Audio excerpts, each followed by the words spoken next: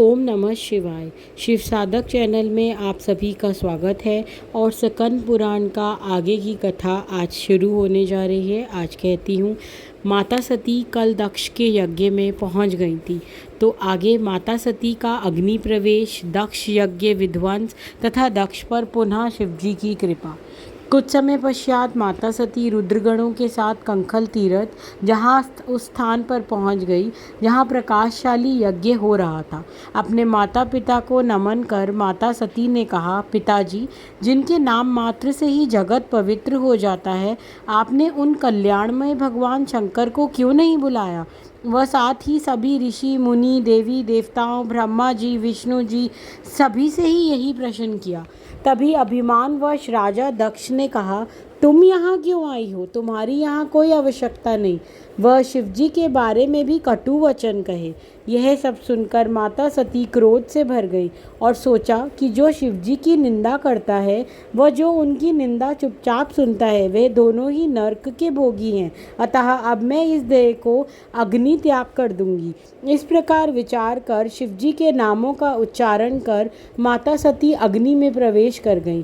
यज्ञ में आए रुद्रगणों में हाहाकार मच गया। वे सम्मिलित सभी देवी देवता, ऋषि मुनि भयभीत हो उठे।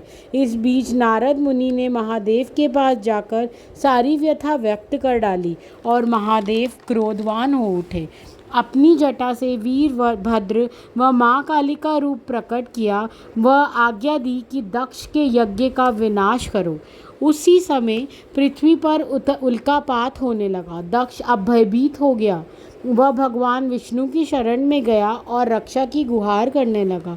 विष्णु जी ने दक्ष से कहा, इसमें कोई संदेह नहीं कि मुझे तुम्हारी रक्षा करनी चाहिए, किंतु जहाँ महात्मा का पूजन नहीं होता, वहाँ दुर्भिक्ष, मृत्यु तथा भय अवश्य प्राप्त होते हैं। इसलिए तुम्हें भगवान शंकर को मनाना चाहिए।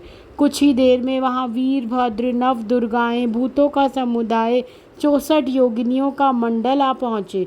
वह देवताओं के साथ युद्ध प्रारंभ हुआ, जिसमें देवता जीत गए।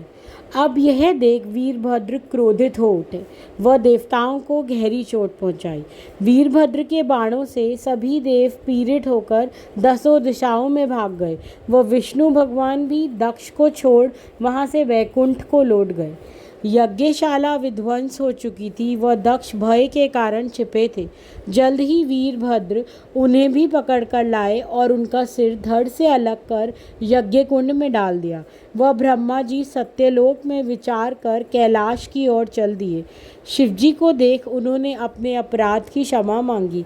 महादेव ने ब्रह्मा जी से कहा, दक्ष अपने ही कर्मों से मारा गया है, किसी को भी ऐसे कर्म नहीं करने चाहिए।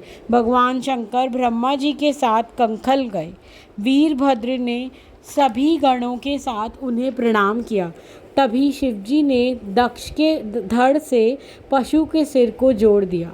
इस प्रकार दक्ष को नया जीवन प्राप्त हुआ और वह भगवान शंकर की वंदना करने लगे।